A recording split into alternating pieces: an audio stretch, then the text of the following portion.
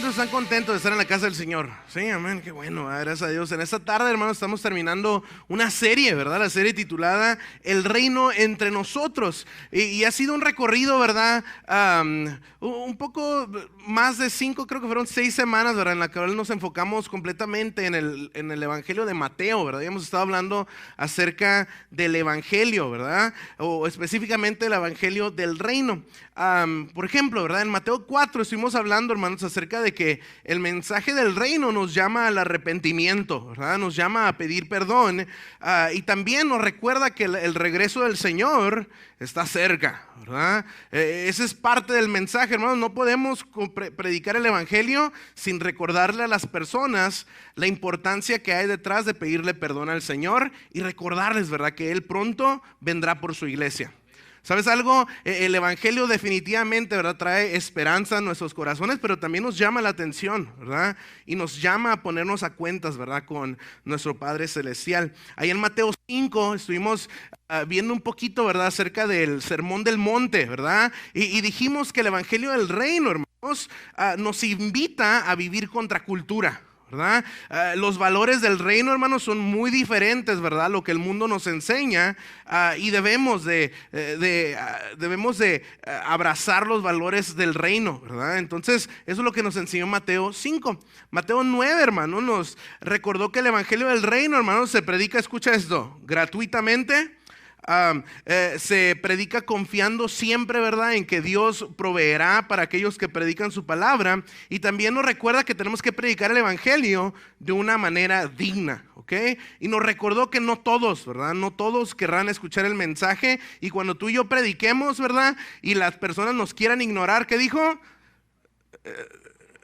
Dice, sacúdete la planta de los pies, ¿verdad? Porque ahí ya terminaste tu labor, ¿verdad? Recordamos que nuestra responsabilidad es predicar, no necesariamente convencer a las personas, ¿verdad? Y la semana pasada, ¿verdad? Bueno, creo que Eric predicó acerca de que el Evangelio genera oposición, ¿verdad?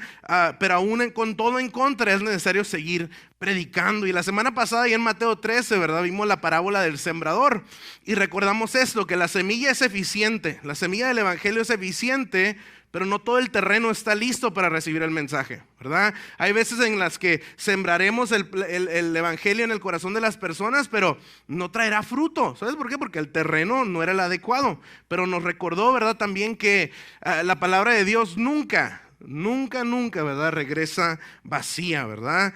Y a su indicado tiempo veremos fruto. El día de hoy, hermanos, terminamos esta serie ahí en Mateo 28, versículos 16 al 20, ¿verdad? Entonces, es lo que conocemos comúnmente como la Gran Comisión, ¿verdad? Mateo 28, versículos 16 al 20. Ábranlo ya en sus Biblias, ¿verdad? Porque va a ser importante que me sigan en los versículos que vamos a tener. Ahora voy a dar un disclaimer, ¿verdad? Este mensaje que estoy predicando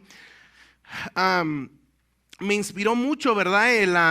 Hace un mes creo que algunas personas de aquí fuimos a un taller de predicación, ¿verdad? Y se predicó acerca de Mateo 28, ¿verdad? Entonces, basado en lo que aprendí en esa ocasión, yo creé este mensaje. Entonces espero que sea de bendición para ustedes, ¿verdad? Dice Mateo capítulo 28, versículos 16 al 20, lo siguiente: entonces los 11 discípulos salieron ¿hacia dónde? Y se dirigieron al monte que Jesús les había indicado. Cuando vieron a Jesús, lo adoraron, pero algunos de ellos dudaban.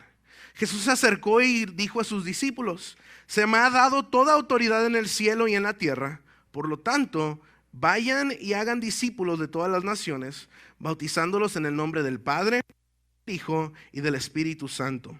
Enseñen a los nuevos discípulos a obedecer todos los mandatos que les he dado.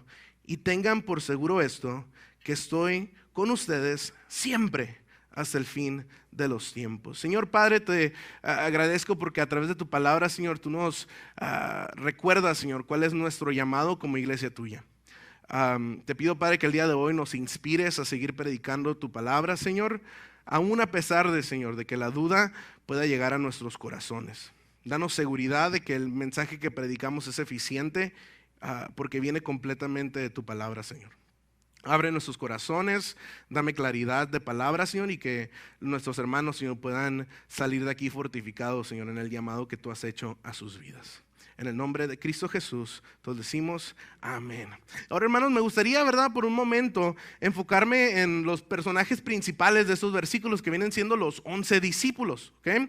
Los 11 discípulos, hermanos, podemos aprender 3 cosas acerca de ellos basado únicamente, ¿verdad?, en el versículo o en los versículos que acabamos de leer.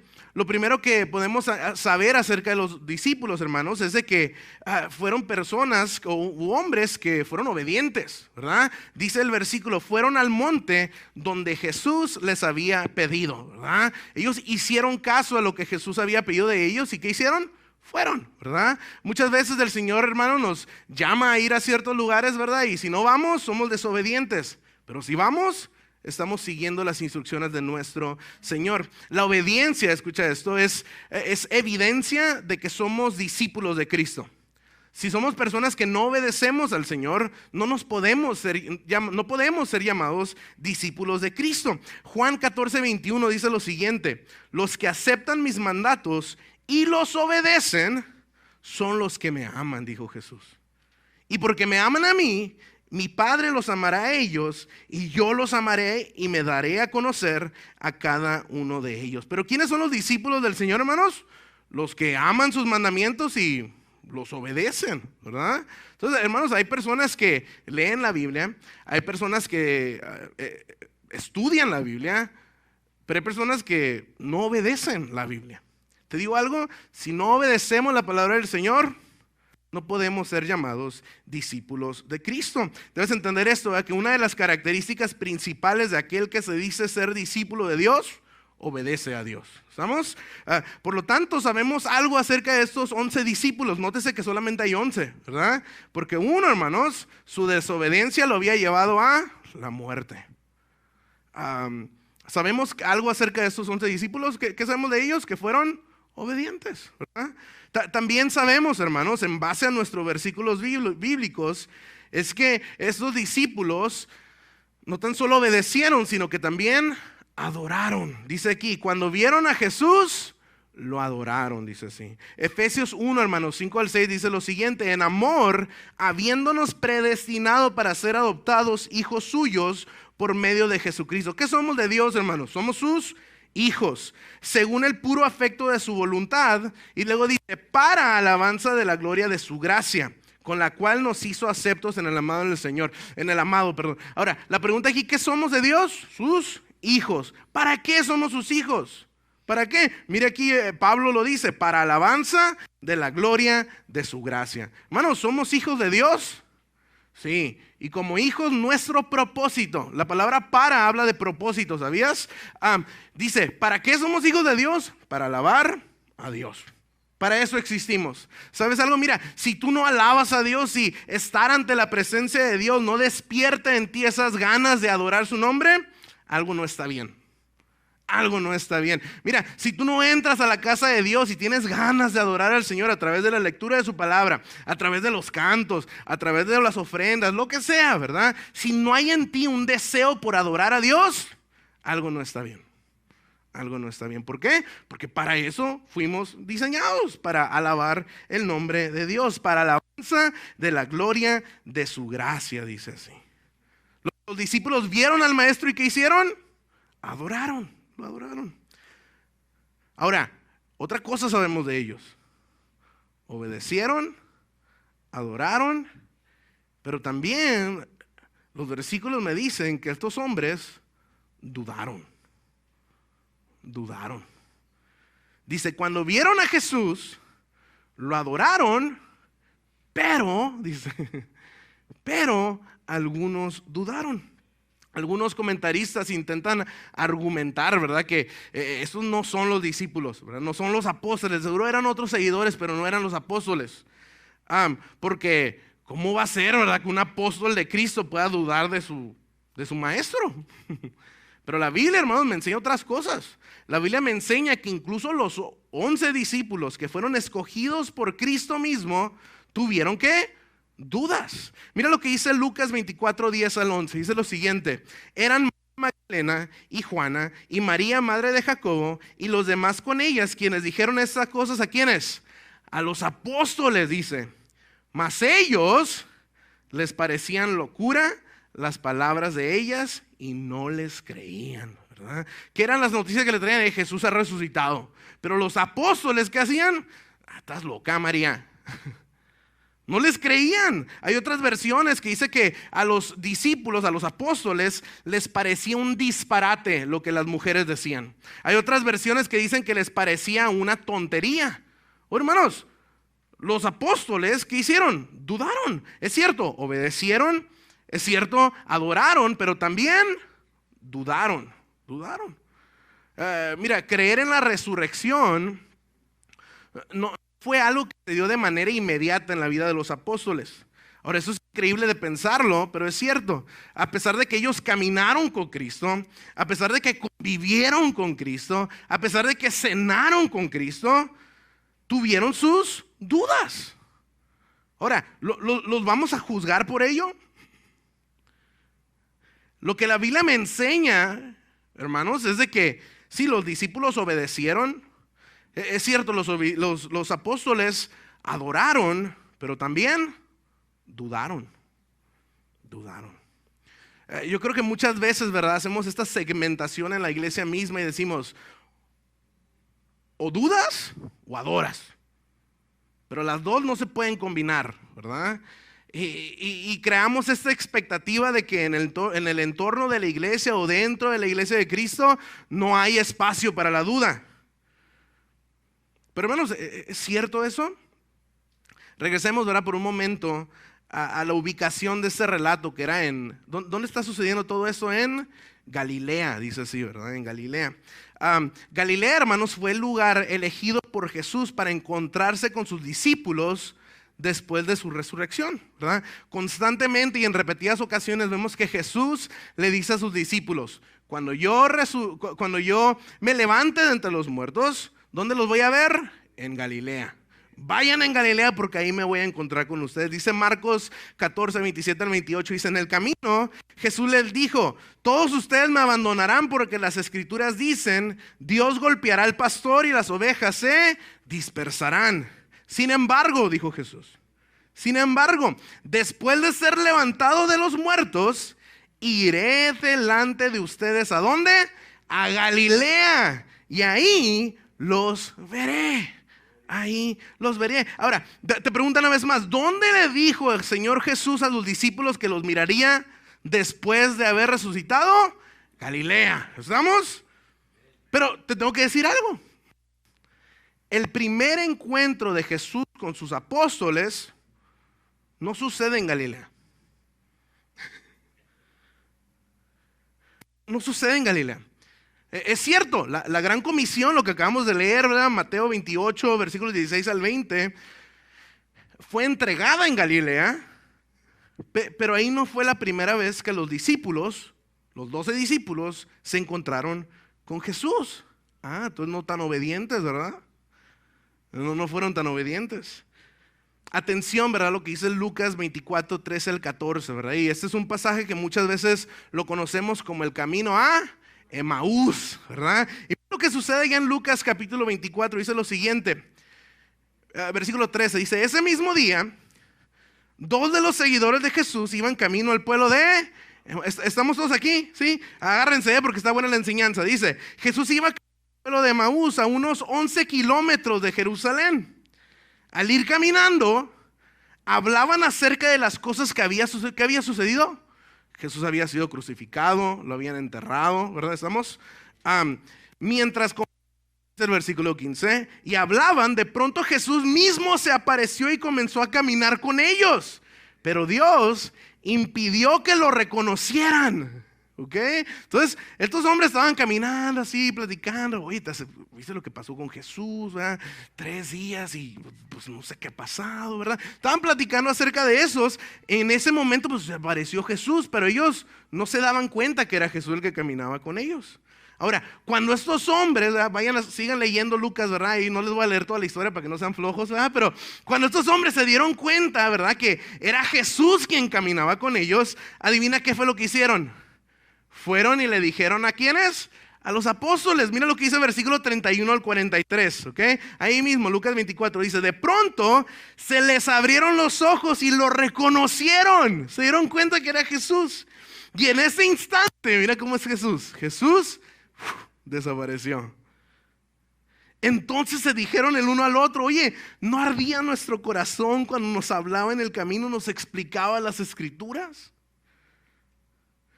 En menos de una hora estaban de regreso. ¿A dónde?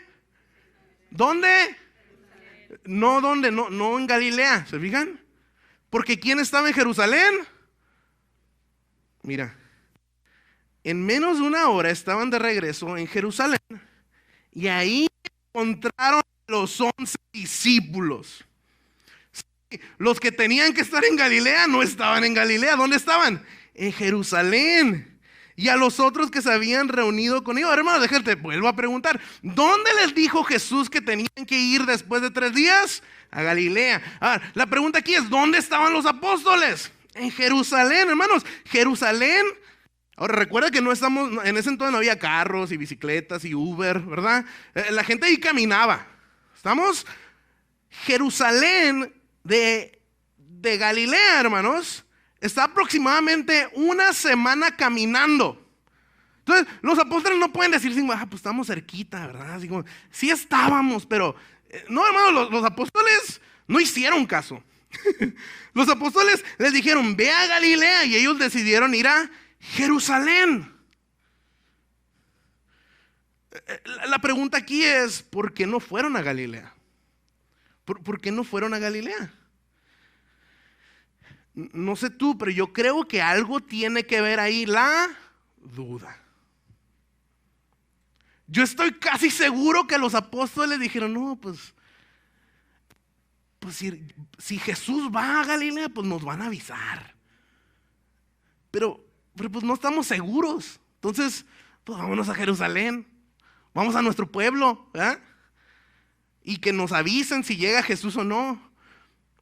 Ni tan obedientes los apóstoles, ¿verdad?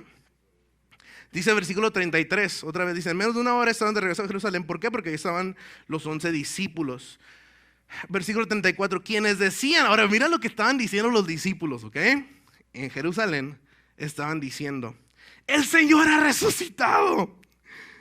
El Señor ha resucitado de verdad, se le apareció a Pedro. Luego, estaban predicando los apóstoles, ¿verdad? En Jerusalén, el Señor ha resucitado. ¿Y pues qué hacen en Jerusalén? ¿Dónde deberían estar? En Galilea. Luego, dice el versículo 35, los dos de Emaús les contaron cómo Jesús les había aparecido mientras iban por el camino y cómo lo habían reconocido cuando partió el pan. Entonces, mira lo que pasó. Jesús es increíble, hermano. Dice, justo mientras contaban la historia, de pronto Jesús mismo apareció de en medio de ellos y les dijo, la paz sea con ustedes. Versículo 37, pero todos quedaron asustados y temerosos, pensaban que veían un fantasma. Oh, hermanos, seguramente tenían miedo porque Jesús les había dicho, vayan a Galilea, y no le hicieron caso, no le creyeron, hermanos. Y Jesús, hermanos, porque Él conoce nuestro corazón y conoce nuestra mente y conoce todos nuestros pensamientos, conoce todo. Mira lo que les dice el versículo 38. ¿Por qué están asustados?, les preguntó. ¿Por qué tienen el corazón lleno de dudas? Miren mis manos, miren mis pies. Pueden ver que de veras soy yo. Tóquenme y asegúrense de que no soy un fantasma, pues los fantasmas no tienen cuerpo como ven que yo tengo. Mientras hablaba, Él le mostró sus manos, imagínense, ¿verdad? Jesús con los huecos en sus manos, ¿verdad? Mientras hablaba, Él les mostró sus manos y sus pies. ¿Por qué? Porque había evidencia de que había sido crucificado. Aún así, dice el versículo 41, aún así de que vieron a Jesús, vieron sus llagas, vieron sus heridas, lo vieron carne y hueso, aún así, ellos seguían sin creer. Eso sí, llenos de alegría y asombro. Pero ahí estaba ¿qué? La duda. Entonces Jesús les preguntó: ¿tienen aquí algo para comer? Le dieron un pedazo de pescado asado y él lo comió mientras ellos miraban. Qué increíble escena de Jesús. Ahora, por lo tanto, hermanos, yo te aseguro que Mateo 28 no fue la primera vez que los apóstoles se encontraron con Jesús. Ahora, yo tengo que decir algo, ¿verdad? A mí se me hace increíble cómo es que muchas veces la iglesia se encarga de condenar cosas que ni siquiera Jesús mismo lo hace.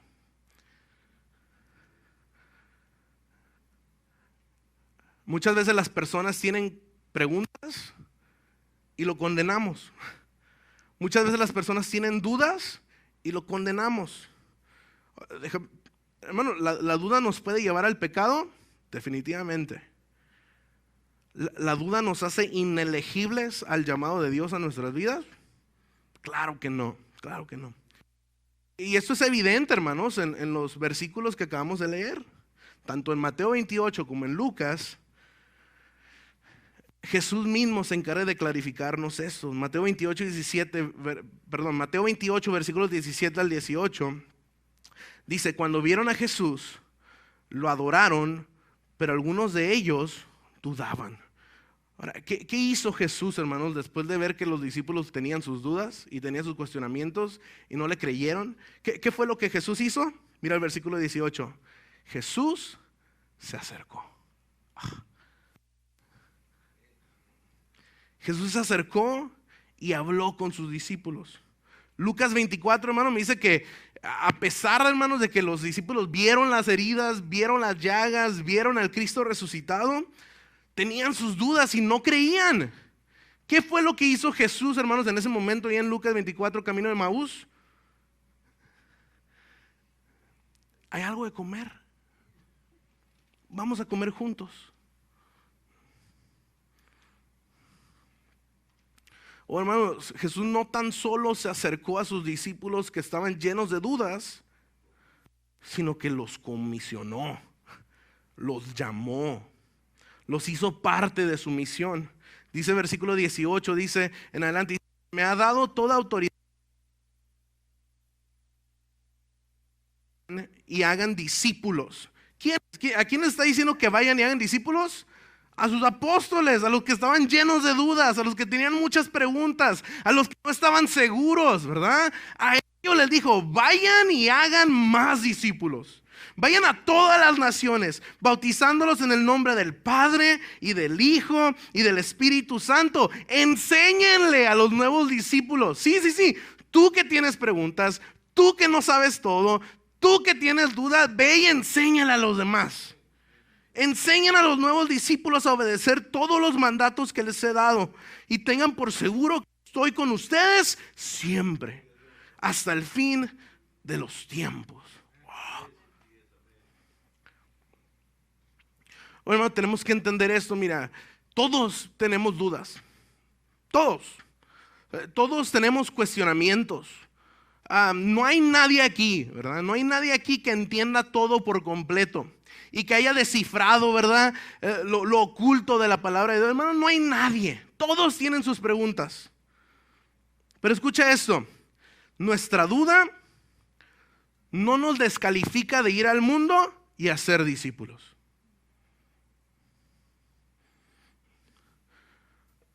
Sigue siendo nuestra responsabilidad ir y predicar el evangelio. Mira, más dudas que tengas, puedes acercarte a Cristo. Por más preguntas que tengas, Él tiene tiempo para ti. Por más que no entienda lo que está sucediendo a tu alrededor, Él se acerca a ti. A lo largo, hermanos, de esta serie hemos visto que el reino de Dios se manifiesta a través de nuestro arrepentimiento. El evangelio de Dios se manifiesta a través de una vida contracultural. El evangelio en nuestras vidas, hermanos, se refleja a la hora en que tú y yo predicamos el evangelio valientemente. El evangelio, hermanos, el fruto del evangelio en nuestras vidas también se demuestra a través de la certeza que tenemos, hermanos, a la hora de predicar. Bueno, mire, yo estoy predicando sabiendo que Dios va a obrar en tu vida. Yo no sé, a lo mejor no me entendiste algunas cosas, pero yo sé que la palabra de Dios va a tener fruto en tu vida. Me encanta, ¿verdad? Que Mateo termina con la gran comisión, ¿verdad? Con un llamado para sus discípulos, que nos permite entender esto. Jesús, hermanos, no está en busca de perfección. Jesús no está en busca de perfección, sino en busca de disposición. Está en busca de disposición. Aunque haya duda, hermanos, si hay obediencia, si hay adoración, si hay fe, Él se acerca, Él nos habla y Él nos envía. Él nos envía. Porque en el reino de Dios, hermanos, incluso los que tienen duda son llamados a discipular. Incluso, hermanos, aquellos que no entienden el 100% de las cosas, aquellos que abren la Biblia y tal vez no entienden lo que Dios les está tratando de decir, ¿sabes qué? Incluso a ti, el Señor te ha llamado a discipular. Discipular. Si hay duda en tu corazón, yo te invito a que te acerques a nosotros. Intentaremos, ¿verdad?, contestar tus preguntas. Intentaremos guiarte, ¿verdad?, en medio de esa duda, pero no dejes de predicar, no dejes de predicar, no dejes de discipular. Debes entender esto. Mira, la vida de muchas personas a tu alrededor, ¿okay?, la vida eterna de muchas personas a tu alrededor depende de que tú sigas predicando. O hermanos, yo solamente alcanzo a los que están aquí, pero tú alcanzas a los que están en casa, tú alcanzas a tus vecinos, tú alcanzas a tu familia extendida. Ellos dependen de que tú sigas predicando. Tienes que seguir predicando. Jesús, hermanos, se revela a los obedientes, recibe la adoración de los sinceros, pero tampoco, hermanos, y no rechaza a los que dudan. El Señor no rechaza a los que dudan. Mira, yo no sé si tú te encuentras, ¿verdad?, tal vez en un lugar de incertidumbre, tal vez hay lucha espiritual en tu vida, o tal vez, ¿verdad?, es necesario que reafirmes ese compromiso por seguir predicando la palabra del Señor. Yo creo que hoy es una buena oportunidad para ti, ¿verdad? Inclina tu rostro ahí donde tú estás. El Señor sigue diciendo, vayan y hagan discípulos, vayan y hagan discípulos. Y Él también promete, hermanos, que Él estará con nosotros siempre. Señor, gracias por tu palabra. Te pido, Padre, que el mensaje haya tocado el corazón de nuestros hermanos, Señor, y que entiendan, Señor, esa necesidad que hay de predicar tu evangelio y conocer más acerca de tu palabra y acercarse a ti, Señor. Porque no solamente la vida eterna de ellos depende de esto, Señor, sino también, Señor, la salvación de muchas personas a su alrededor.